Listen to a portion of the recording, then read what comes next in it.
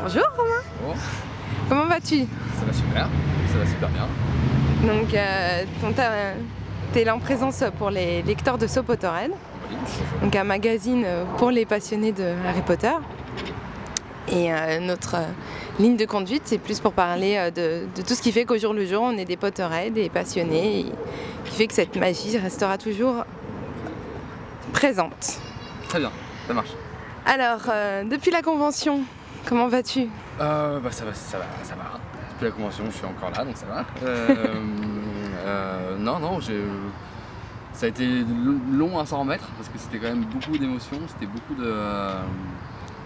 C'était deux jours vraiment forts quoi. Donc j'ai mis deux bonnes semaines à m'en remettre. Après, je pense que les fans ont dû mettre beaucoup plus de temps. J'ai vu sur Twitter qu'il y a des gens qui, même un mois après, disaient qu'ils regrettaient la convention, tout ça. Je me suis dit, c'est vrai que c'était bien. À chaque fois que j'y pense,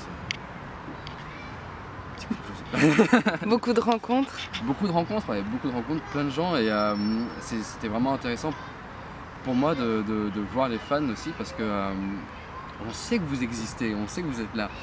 Mais c'est pas concret. c'est pas concret, il n'y a pas de visage, il n'y a pas de nom, il n'y a pas de gens qui viennent vous voir. Et moi, ça m'a vraiment touché. Il y a quelqu'un qui est venu me voir en me disant que pour lui, j'étais presque plus Neville que l'acteur, en fait, parce que par rapport à la voix, il dit que c'était qu'il avait vraiment l'impression de parler à Neville, et moi, j'avais jamais réalisé ça, en fait. Je m'étais jamais dit. Pour moi, tout le monde regardait en VO, ou la VF, c'était quand tu avais commencé, et Justement. un petit peu en mode de la VF, c'est sympa, mais c'est pas ce que les gens vont retenir d'Harry Potter forcément. Et Si, justement, vraiment, ouais. quand on était enfant, nous on a commencé avec la VF. C'est ça. On n'a pas commencé avec la VO. Mais la VO est venue après, Ouais. parce qu'on est passionné et qu'on les a revus et revus, mais on a grandi avec la VF. C'est ce que je me suis dit après. J'avais pas réalisé ça vraiment, en fait. Moi, j'avais pas réalisé ça, et quand il y a pas que cette personne, il y a plein de personnes qui me l'ont dit aussi, et à chaque fois, ça m'a permis de me rendre compte qu'en fait, ça servait un petit peu à quelque chose de faire ce qu'on fait, quoi. C'était.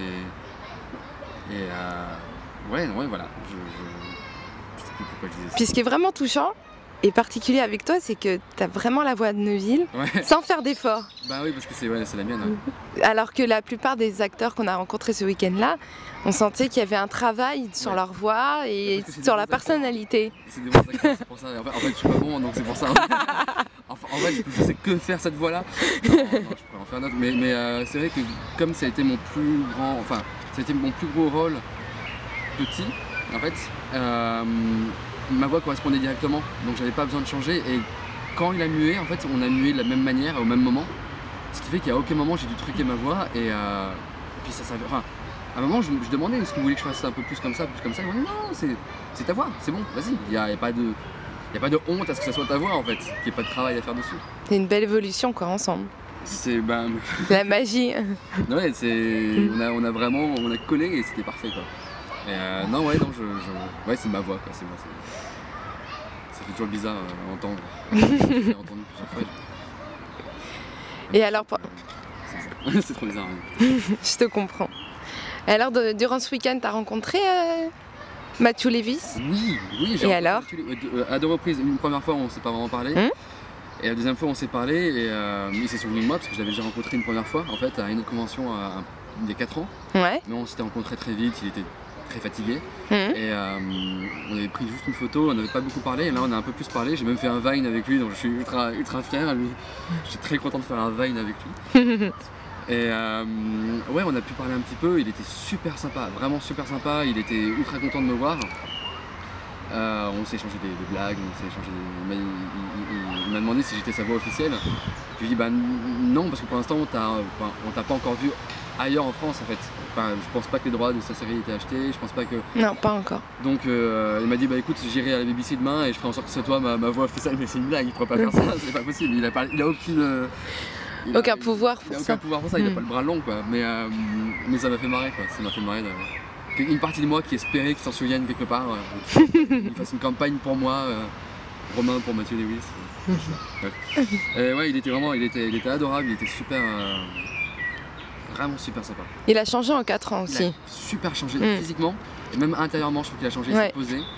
Et quand je l'avais rencontré il y a 4 ans, je pense qu'il n'était pas dans une très bonne période, je pense. Je sais pas ce qui s'est passé dans sa vie, j'en sais rien.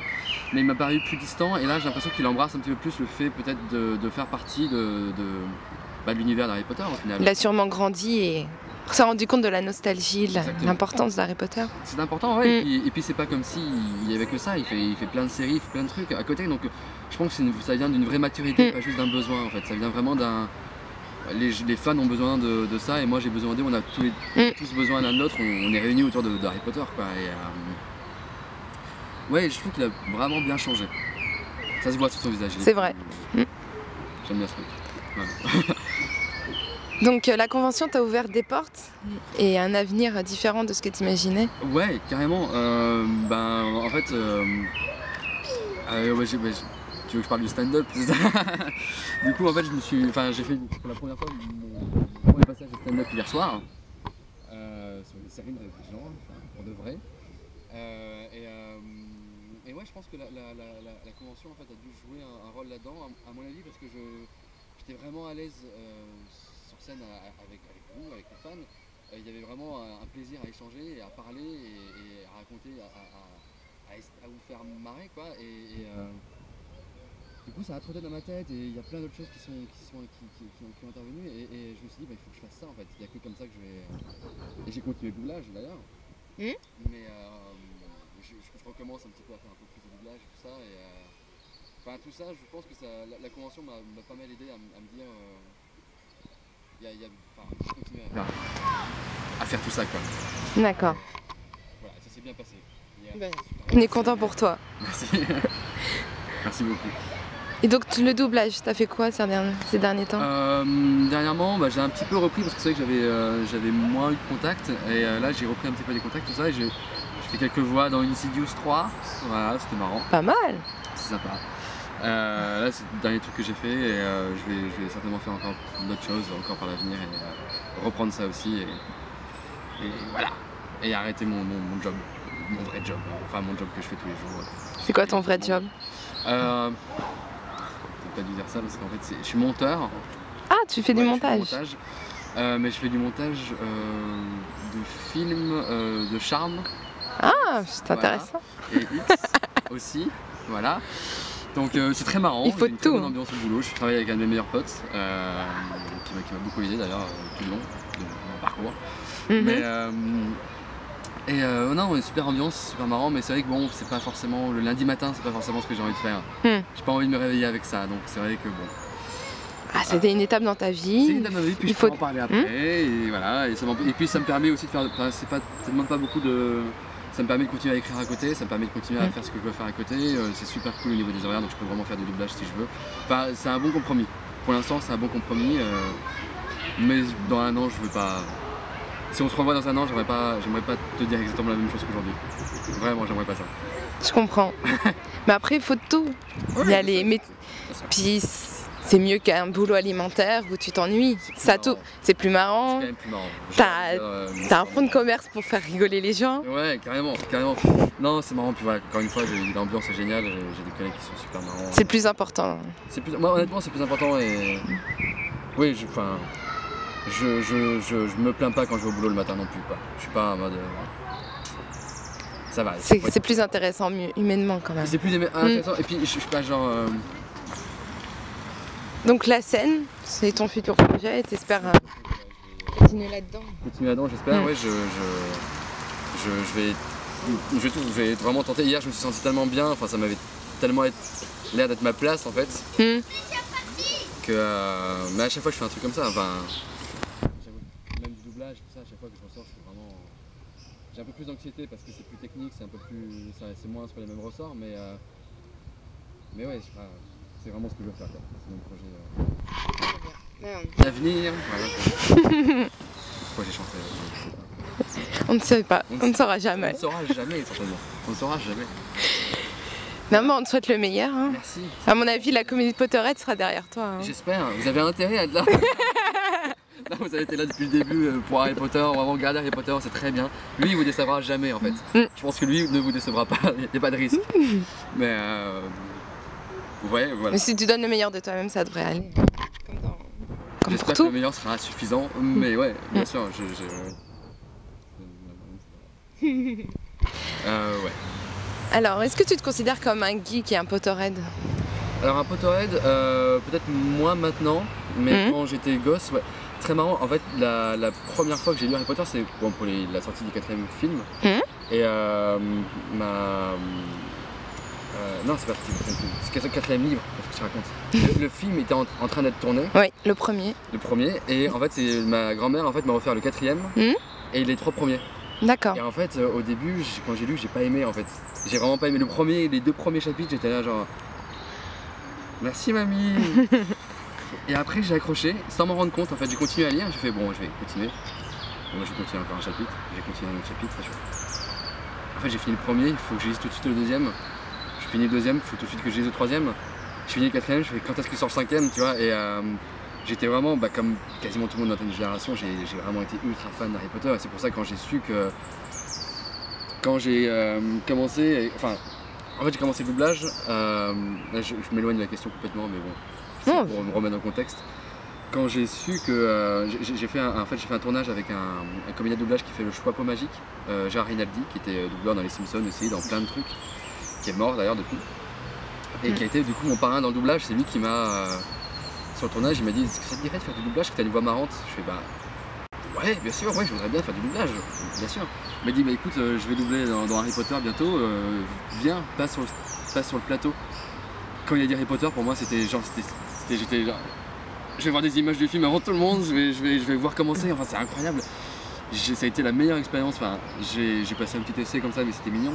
C'était la meilleure expérience de ma vie et je me suis dit voilà, je pouvais pas espérer plus. Et du coup, deuxième épisode, je suis une ville et c'était vraiment, j'étais plus fan en fait que comédien. À chaque fois que je suis allé doubler Harry Potter, j'étais plus en mode je vais voir le nouvel Harry Potter, je vais voir les scènes, je vais voir comment ça va se passer, plutôt que je vais faire mon boulot de comédien et tout ça. J'ai toujours envisagé sous le prisme du fan et c'est pour ça aussi que ça me fait trop bizarre de m'entendre en regardant le film. Parce que je m'entends, je me suis vu faire d'autres doublages, je me suis vu jouer et tout ça, mais quand c'est par rapport à Harry Potter, il y a toujours un côté... ils ont fait un truc spécialement pour moi en fait. Enfin, ils ont fait une version avec ma voix et c'est pas la version que les gens vont voir quoi. Et en fait, ouais. Tu réalises toujours pas. Ouais, je suis vraiment. Je suis en train de vraiment d'être. Ouais, je fais partie d'un truc dont je suis fan quoi. C'est génial, c'est trop bien. Et en manière générale, ouais, je suis assez. J'aime bien tout ce qui est de l'imaginaire, tout ce qui est de. J'adore Doctor Who, je suis un gros fan de Doctor Who par exemple. Je sais que Doctor Who et Harry Potter ça va très bien ensemble. Beaucoup de fans.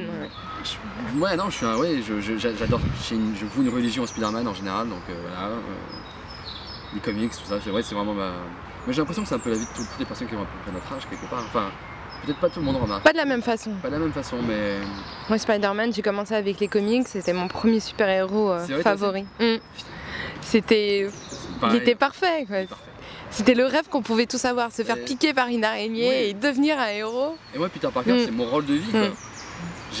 Quand j'avais de mes 7 à mes 27 ans, du coup, maintenant j'ai 27 ans, je veux être pas Harry Potter, mais Spider-Man. Je veux être Peter Parker en fait, parce que c'est vraiment même Peter Parker lui-même, c'est un personnage incroyable quoi. C'est le mec qui tombe toujours et qui se relève. C'est ça. C'est une inspiration. Enfin, on parle de Harry Potter en fait. C'est vrai, on dévie là un petit peu. Mais Harry Potter a eu moins une influence sur moi dans ma vie par rapport à ça, et par rapport à mon imaginaire, énormément. D'accord. Énormément. Ça m'a vraiment. Et en fait, plus j'y pense, plus j'analyse Harry Potter et plus je me dis que c'est vraiment parfait quoi. Et je trouve qu'elle a réussi à faire un truc incroyable au niveau de l'écriture qui fait que tu progresses en même temps que lui. Oui. Et chaque épisode, tu traverses les mêmes problèmes que lui et l'univers s'étend de plus en plus. Et c'est comme dans ta vraie vie, c'est-à-dire que ton univers, quand t'es adolescent, exactement. Quand t'es adolescent, tout ce que tu fais, quand tu vis, c'est étendre ton univers. C'est-à-dire que tu te rends compte que tout n'est pas comme tu l'imaginais quand tu étais enfant. Tout n'est pas comme tes parents te l'ont dit. Tu redécouvres tout avec tes propres yeux et Harry c'est ça, c'est ce qu'il fait, c'est qu'il redécouvre un nouveau monde qui est le monde que nous on connaît sous un tout autre œil et c'est l'histoire ultime par rapport à ça. C'est une allégorie de la puberté, c'est une allégorie des premiers amours, de tout ce qu'on traverse dans la vie. C'est le guide ultime, moi, enfin mes gosses liront Harry Potter, ça c'est sûr. Enfin c'est sûr et certain, il faut qu'ils lisent Harry Potter, c'est vraiment trop formateur quoi. Puis elle a réussi quelque chose qui fait qu'à n'importe quel âge on reprendra la lecture, on verra une dimension différente du livre. Exactement, et mes parents ont adoré. Mes parents ont adoré, enfin je m'attendais pas à ça, mon père a adoré. Mon père aime beaucoup l'art et tout ça, mais je m'attendais, enfin c'était un genre oui, c'est Harry Potter, je vais lire un petit peu, et il les a tous lus. Il les a tous C'est faits. ça. On est accroché. On est accroché. À chaque âge de notre vie, on trouvera quelque chose, une raison différente. On verra ça d'un autre œil. C'est vraiment, moi ça m'agace un peu quand les gens roulent un peu les yeux quand on dit Harry Potter. Et ça me... À une époque peut-être un peu plus rebelle, j'étais un peu genre oui c'est vrai que c'est sympa. Mais en prenant de l'âge et de la maturité, vraiment en analysant, je me dis mais non, c'est vraiment, ça va rester quoi. C'est sûr que ça va rester. Enfin, il n'y a pas autant, autant de personnes ne peuvent pas avoir tort en fait. C'est ça. Il n'y a pas autant de personnes et sur une si longue durée, c'est pas possible. Ça n'existe pas. C'est vrai. Ça n'existe pas, c'est pas juste une phase. Quoi. C'est vrai. Ouais. Et ton côté geek alors? Mon côté geek, qu'est-ce que tu veux que je dise sur mon côté geek? Est-ce que chez toi c'est rempli de figurines, de bandes dessinées? C'est pas rempli de figurines. Chez mes parents, oui, et beaucoup, parce que c'est là où je vivais avant. C'est rempli de comics, c'est rempli de livres, de vieilles consoles, de beaucoup de figurines de Spider-Man, forcément. Pas mal d'affiches de Doctor Who. J'ai un Dalek chez moi, une petite peluche Dalek. Mon frère m'a offert le Sonic Screwdriver de... Tout va bien. Qu'est-ce qui s'est passé? Il a fait la musique. Il m'a agressé. Et ben voilà, tu parles de Dalek, ça le réveille. C'est ça, genre, super. Ouais, non, c'est relatif. Si, j'ai une affiche Gremlins dans ma chambre, j'ai une affiche Pacific Rim. Oui, je sais quand même, j'ai des Lego. Dans mon appartement, j'ai des Lego Batman. J'ai le Arkham Asylum qui est. On s'est fait plaisir avec mon coloc, on s'est dit écoute, ça coûte cher, mais ça va être notre cadeau de Noël. Et on l'a monté pendant 3 jours à Noël, c'était notre. 3 jours. 3 jours. On y allait tranquillement quand même. Hein. Oui. Enfin, 3 soirs on va dire, parce que sinon j'ai l'air d'être coupé des bits.